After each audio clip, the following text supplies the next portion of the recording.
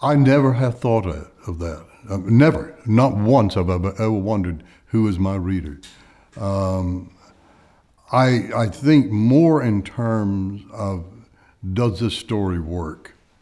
Do these characters work?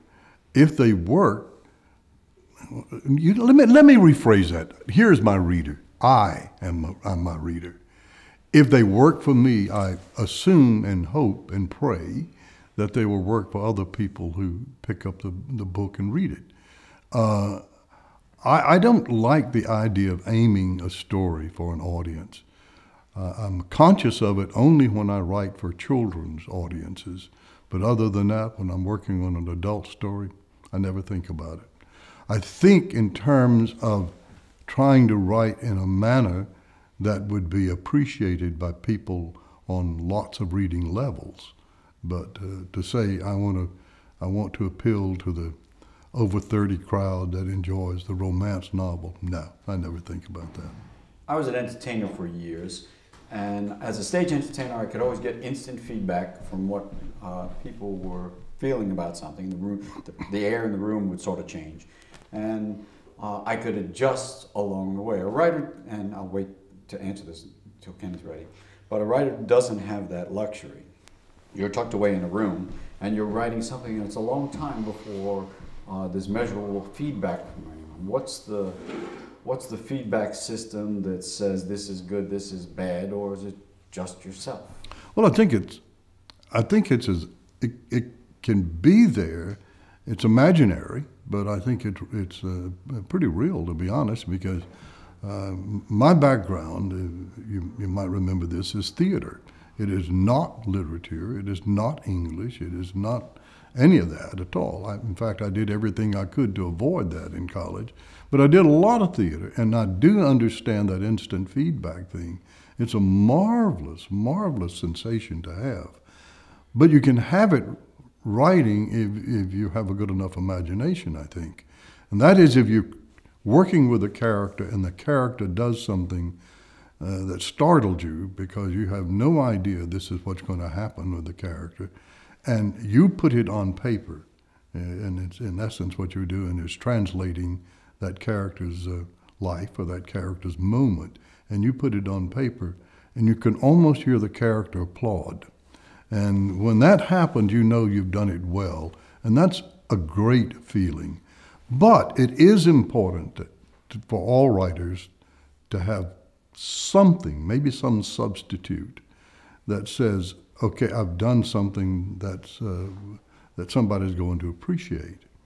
I think that's why writers cook. A lot of writers that I know, most all writers I know cook. I've always believed that's because it takes 2-3 years maybe to do a book, but you finish a meal in 2 hours. And somebody says, oh, that's nice, thank you, I enjoyed that. So, we do it in ways of substitute, I suppose. Do you start as a reader young, or? Yes, I was a reader, but I'm from a huge family. There were 12 members of the family. I'm the 11th of 12. All of my family read, and that's the only thing we really had to do growing up because we didn't have electricity. We didn't have television. The radio we had was battery operated, and we seldom played it.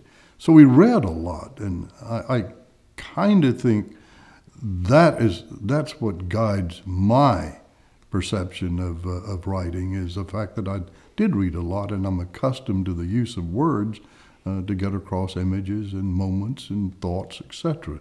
So it was a natural transition for me to go from reader to writer because I had read as much as I did growing up. I thought everybody read until I got to high school. When I got to high school and started playing football with the guys, I looked around, I thought, my God, they've read Captain Marvel and Superman and some of the comic books, but they haven't read a book. And it just kind of amused me. That's a pretty long journey before you can get any measurable feedback as to whether you can do that well or not, isn't there? Well, I think it is, but I think there's some fault in the way we teach our young people too, that we want them to begin thinking about who they are and what they want to be when they're in the 9th grade oh my God, they're just now at that age beginning to have a truly grand imagination. The best year for imagination in a human being's life is when they're 4 years old. And then we put them in a school system and we tell them that they ought to behave in a more formal way, and instead of using that language that they use as a 4-year-old where they're talking all the time, nonstop, we set them down and we say, listen to what I've got to teach you. Look, Jane, look. See the dog, see Spot run. And that poor child intuitively thinks, oh, I've been doing this wrong. And after a while, you begin to listen to them and they'll say things like, hello, Daddy, how are you? I am fine. Where is Spot? So we formalized that moment, that great imagination. And then they get to the 9th grade, the 10th grade. That imagination is still alive and kicking. And what we ought to do, we ought to have enough sense to say, be a 4-year-old again. Use the imagination. Be what you want to be and change it every day if you want to change it. Go out and discover things. I think that's a great word, the word discovery. But we too often in our classrooms make it so rigid that we take away that great privilege and joy of discovery. Do you have that relationship? With the reader? Yes. Yes, I suppose you do in a strange kind of way, but you just can't be, for me. Now, other writers, obviously, they view it in a different way, but for me, I do not think about how this is going to affect a reader whatsoever. Never. I think about how do I engage the reader, and there are certain writing tricks that you can employ to engage a reader. And you ought to be aware of that when you're writing. But in terms of how does this emotionally affect them, I'm always stunned when someone says to me, oh, that scene really got to me, or I know what you meant when you were writing that, and those kind of things. Well, what they're doing is telling me this is a personal experience that they've had with something that I've written. I've had that same experience with lots of writers and lots of books, and I understand what it means. I understand what it means when we say it. It's hard to understand it when it's from me, when I wrote the words and somebody responds to my words. That's a little bit more difficult to accept, I suppose. You see, the White Dog book, honestly, I didn't even write it for people. I wrote it for my sisters and brothers to begin with. My thought was, if it gets published, fine.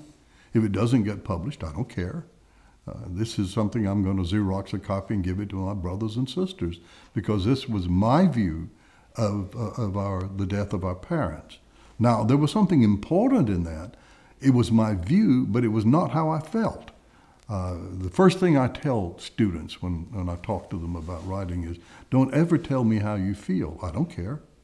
Doesn't matter to me at all if you're angry or if you're happy or sad. I don't care. Tell me what made you feel that way, not how you feel. If you tell me how you feel, then you take away my privilege of feeling something because you fill that space. But if you tell me what made you feel, then I can respond to that. So in that book, when I finished it, I went back and read it looking for one thing. Is there anywhere in this book, any sentence in this book that tells the reader how I feel? Now, to me, the reader at that time would be my sisters and brothers.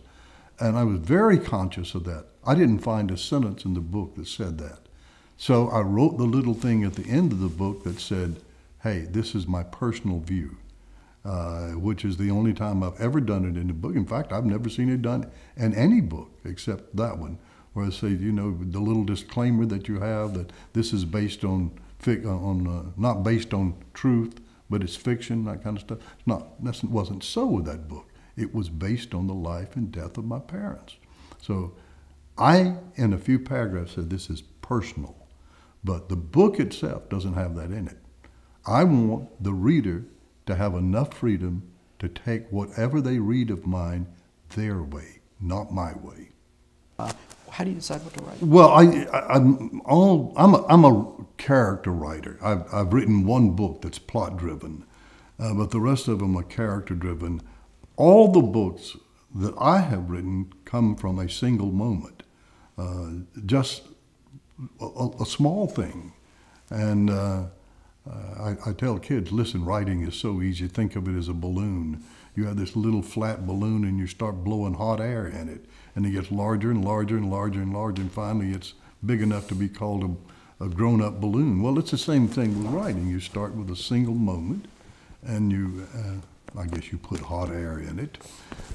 You add words, and you add characters, and you add moments, and suddenly it's 300 pages long, or 350, 400, or in the case of some of my friends, 700, 800 pages long. And that's how it's developed.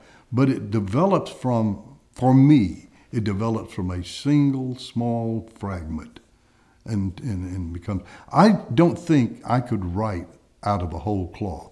If someone came to me and said, we want you to do a biography on such and such, I couldn't do that because it's whole cloth.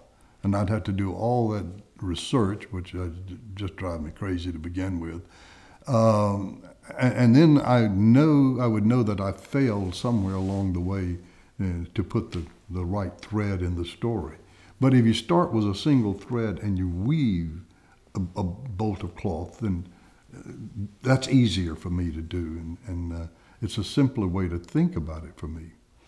Is a writer's job to see in a setting, a situation, something deeper than a normal person does? I can't dispute that. I think that there's a lot of truth in it, but this is my view. I am not a profound person. I'm not bright enough to be profound. But I believe my characters are. I think my principal responsibility is to find the profundity in my characters.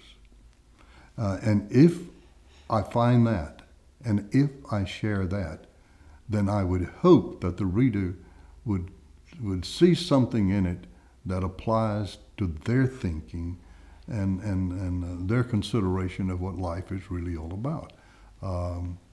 It's not so much a mystery as it sounds. I don't think it's like we all know these people that I write about, that Dr. Sams writes about, that all the writers that we know write about. We all write about these people in one way or another.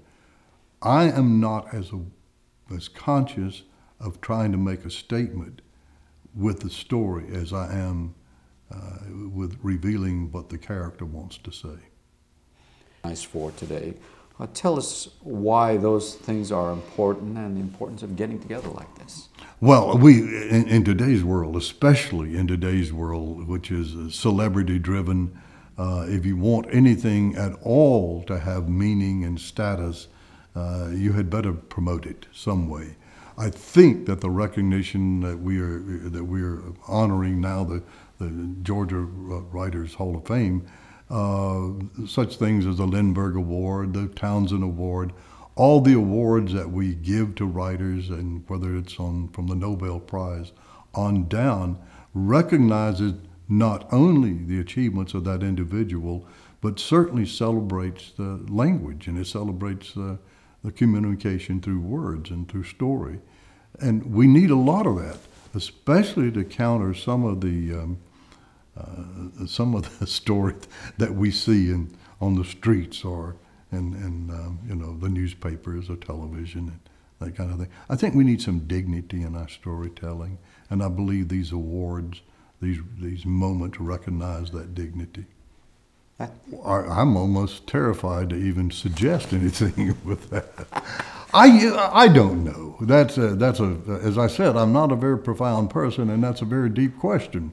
So I don't exactly know how to answer it other than this. If I lose my interest in the use of imagination, I really want to quit writing because it will bore me to death. I think being aware of imagination, being aware of the possibilities that come out of imagination, I think it's important in our ongoing learning experience. I love the discovery. I mentioned that word earlier. I love the discovery. It thrills me to discover something, because you think, oh my goodness, you write something, every writer goes through, you write something, you know, and you read it and you say, oh, I didn't know I knew that. I didn't. What was the question once asked of Flannery O'Connor? Why do you write? Her answer was, the reason I write is because I do not know what I think until I read what I've written. I very much subscribe to that.